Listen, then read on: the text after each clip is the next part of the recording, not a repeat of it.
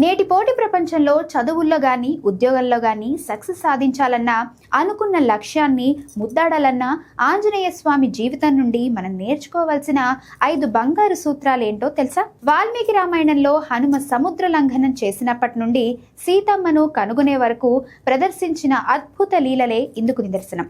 మొదటిది ఆత్మవిశ్వాసం. సముద్రాన్ని దాటేటప్పుడు నేను సాధించగలను అని స్వామి నమ్మారు. రెండవది అవిశ్రాంత ప్రయత్నం.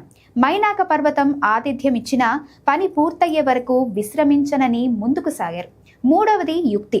సురస నోట్లోకి వెళ్లి సూక్ష్మ రూపంతో బయటపడి తెలివిని ప్రదర్శించారు. నాలుగవది అణకువ.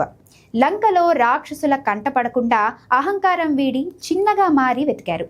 ఇక ఐదవది అత్యంత ముఖ్యమైనది సచ్చీలత.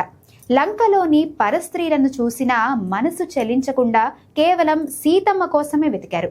ఈ 5 సూత్రాలను మీ జీవితంలో పాటిస్తే ఆ కపిరాజు అండతో మీకు అపజయం అనేదే ఎదురవదు.